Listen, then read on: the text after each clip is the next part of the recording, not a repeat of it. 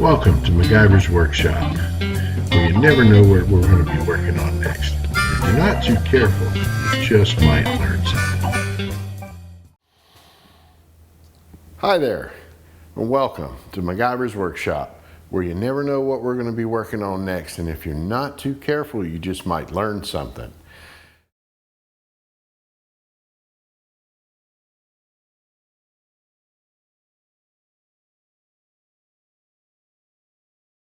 We've got all of our parts cleaned up, everything's ready to rock and roll. We got all our new parts laid out. There's still a few things we want to check in this case now that we've got it all nice and clean and dry. So the first thing we're going to do is we're going to check our servo pin bore.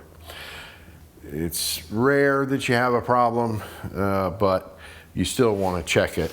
And then we're going to check the 3/4, it's like 3/4 accumulator check ball capsule that's in the case here.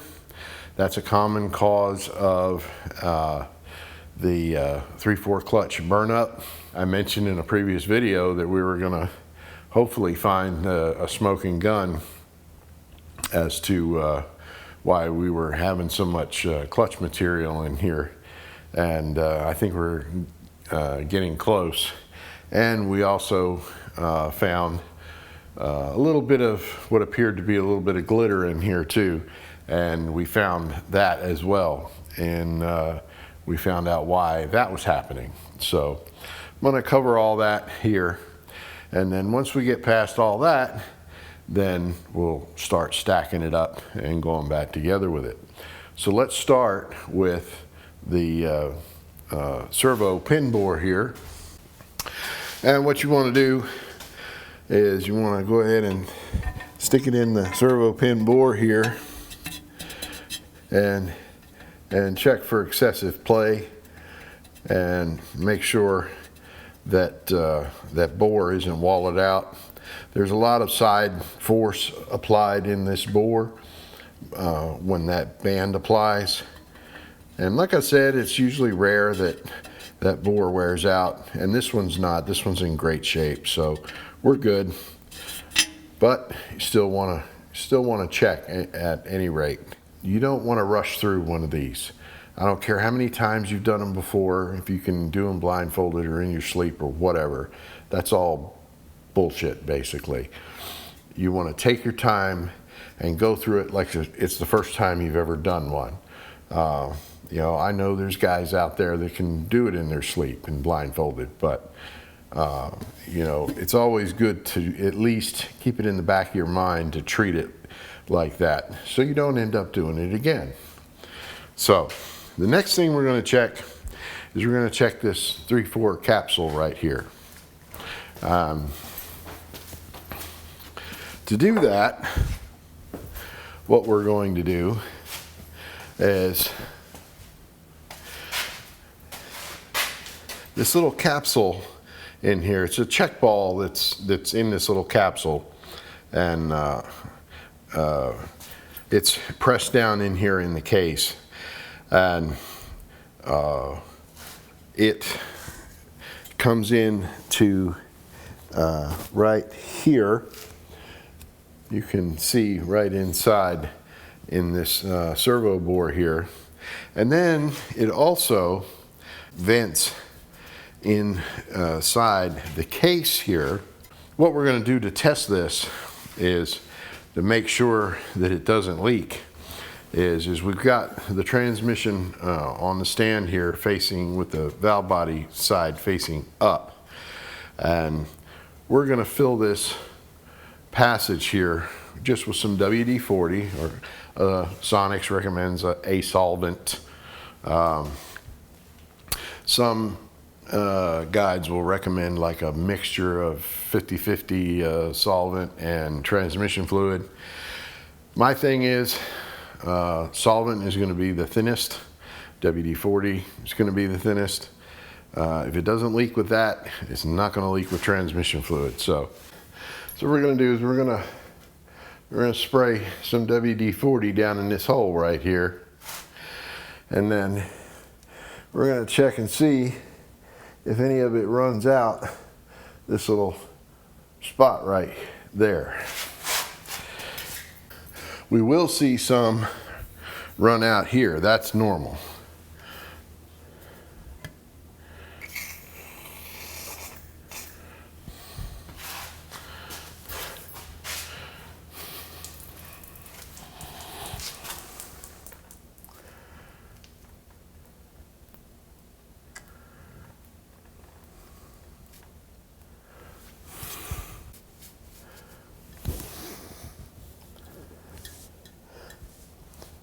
My finger is wet there.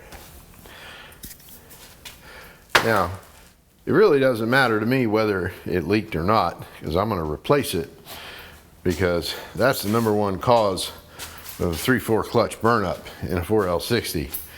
But I wanted to show how you would check that if you're diagnosing an issue, to see if you're trying to find you a smoking gun. One other thing I'm going to show you here is where that glitter was coming from. Last time we were in here, we replaced this case bushing back here, and this case bushing was flush with this surface here, and it actually has to be about a 1/16 to 1/8 of an inch down in the hole. And that is where our silvery glitter was coming from, because there was that bushing was being rubbed upon by the output shaft, this ring gear here. And you can see this here. And that was making a little bit of our glitter. I've replaced that bushing and pressed it in the proper distance this time. So we're done with that. So now we've got a combination possibly of two things. We've got that 3/4 check ball capsule, and we've got the that end case bushing. Now what I'm doing is I've got a new GM case capsule, 3/4 case capsule here. Then I also have a Sonnax servo release check valve kit, which really kind of beefs this thing up a bit and helps prevent the problems associated with that check ball capsule failing and causing a 3/4 clutch burnup. So we're just kind of going over the top a little bit on that, just to make sure we don't have any more trouble. The next step will be to go ahead and put the low reverse clutch piston in and get our seals put on the piston, and we'll have to goober up our piston bore here with some joy jelly. We want that piston to go in there really nicely. So I go ahead and make sure I lubed all that up real nice, because you don't want to, A, you don't want to nick the seal, and B, you know, you want it to go in easy. You don't want to fight it. It is notoriously challenging to get that in there. So now this is important, why you want to save your old seals when you take them out, especially if there's going to be time passed between when you take the transmission apart and go back together with it, and like cleaning it up and such. These are the old ones, and you'll notice that these are flat cut rings, because your kit is going to come with both flat cut rings as well as lip seals, so you don't want to get them confused and mixed up. Now I will Put these in here. Oh, nicely so.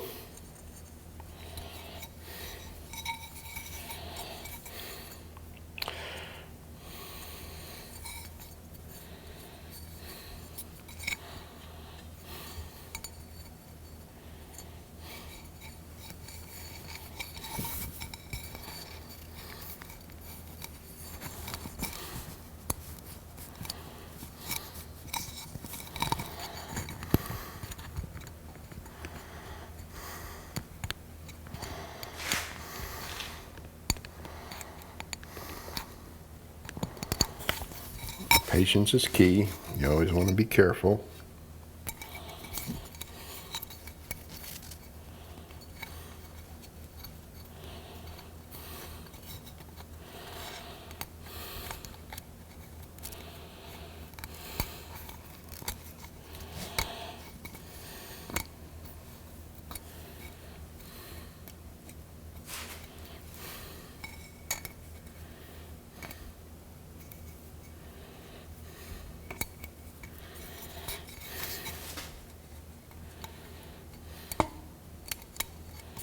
All right. Now lube the seals up also.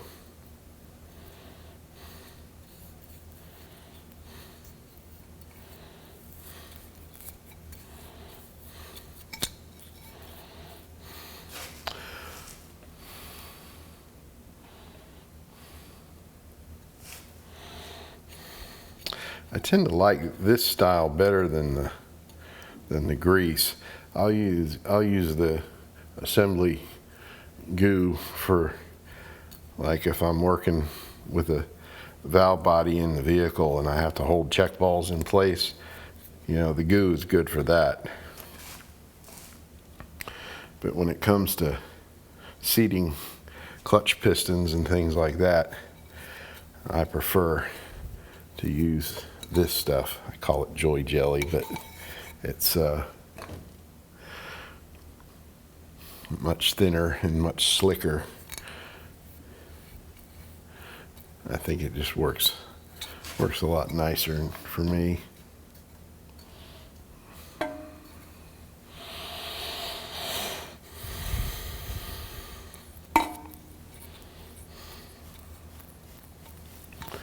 And thankfully, these things are all chamfered, so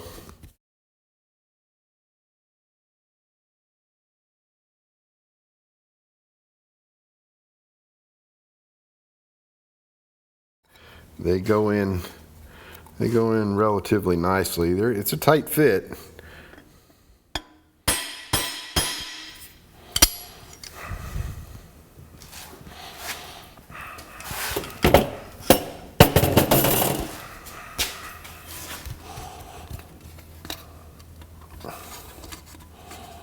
Yep, you fell right down in there. That's good. All right. Next thing we'll put in there, our piston return spring and our snap ring. And then we'll set up our spring compressor, compress it in there and set the snap ring in. So as you can see, got my little spring compressor tool set up in here. And what we're going to do, we're going to compress that spring down. I'm just going to hold it in position here. I'll try and stay out of the way of the camera here.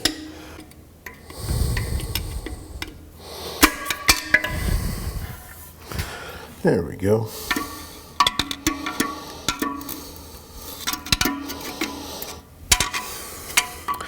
I usually go around and make sure it's seated all the way in.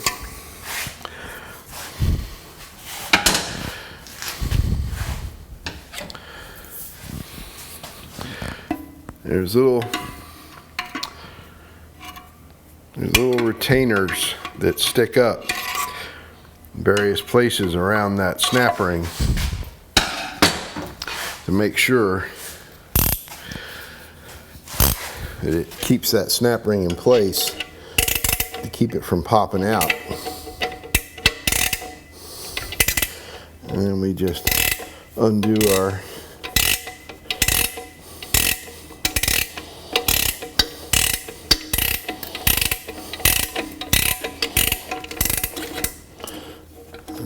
nut down here on the bottom.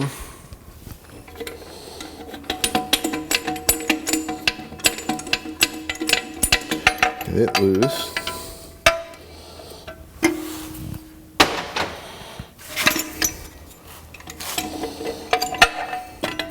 Take our pieces out. And she is in there. And sometimes I'll just kind of flex that thing around just to make sure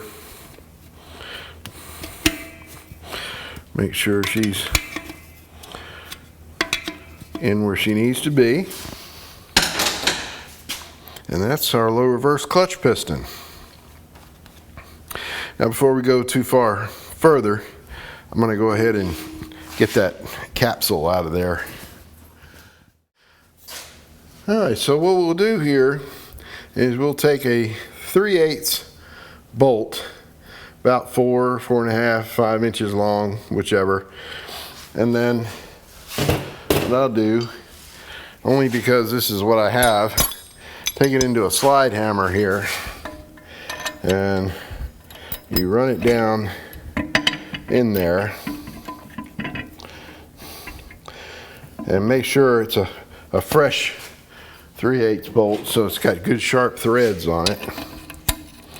And then thread it down into that capsule. Get it down in there good.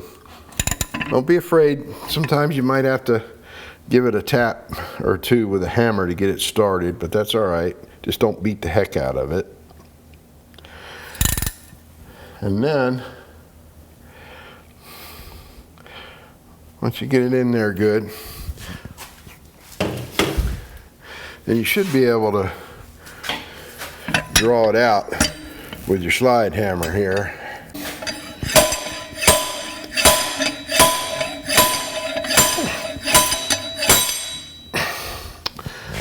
And voila. That is your old 3/4 capsule. That's how you extract it.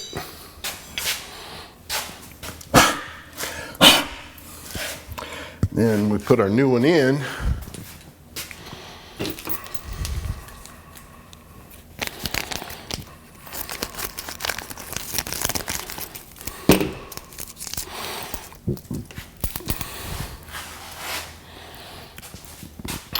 To do that,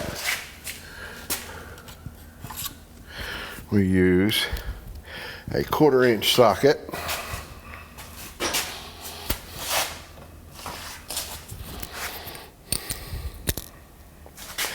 with an extension.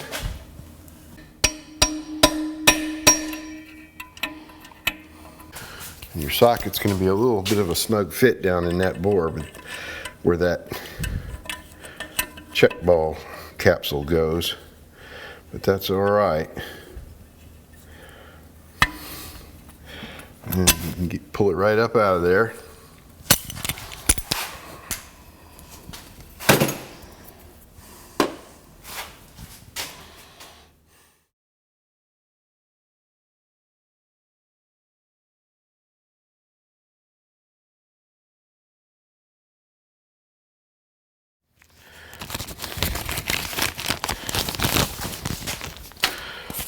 We will read our instructions here for our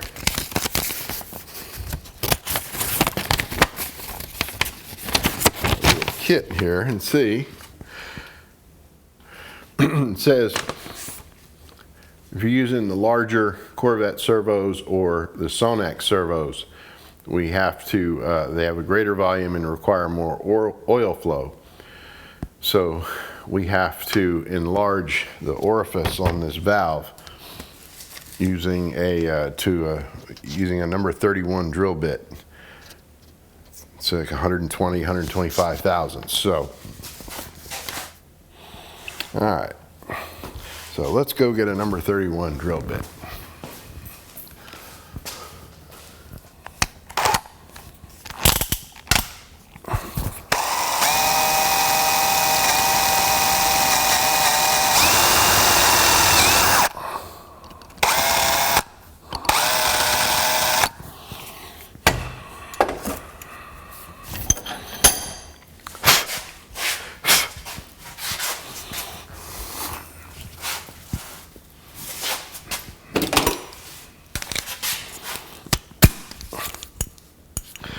Blow all our chips out of there. We don't want any.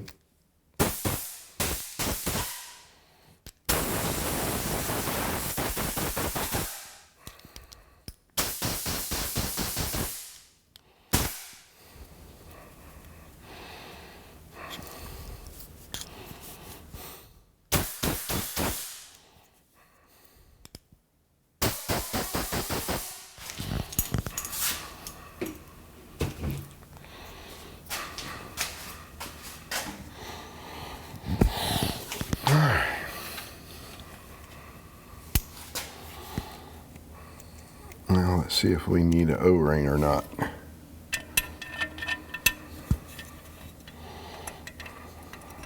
I don't think we do. Nope, we don't. That's good.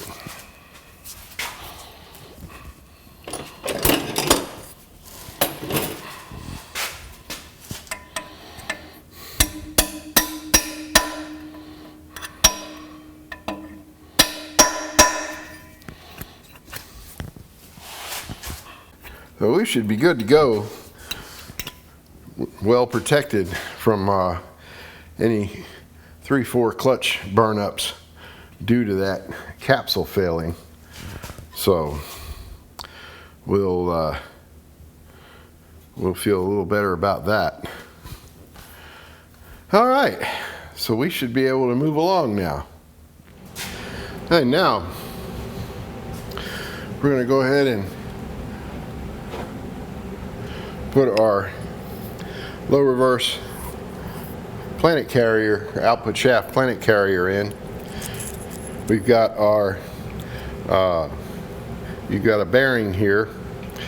You want to make sure that the rounded side goes in towards the carrier, otherwise it's not going to work.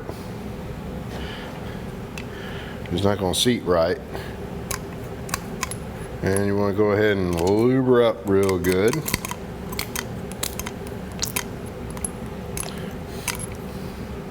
And make sure of course that it spins freely. And of course I've already taken this apart and checked and made sure that the splines were all good. All right. We're just going to drop this down in here.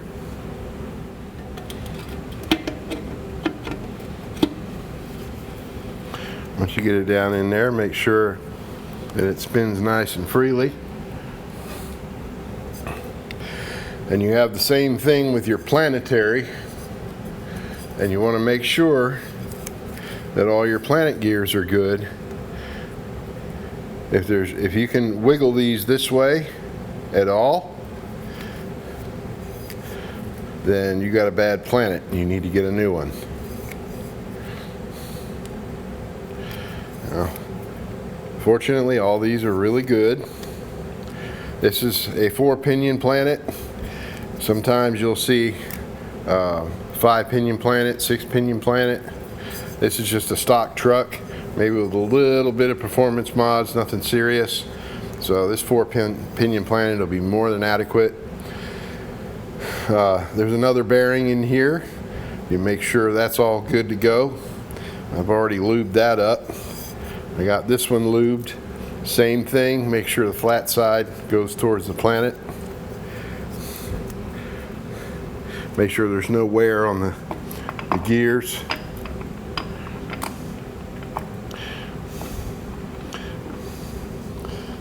We want to make sure we get that all seated down in there nicely.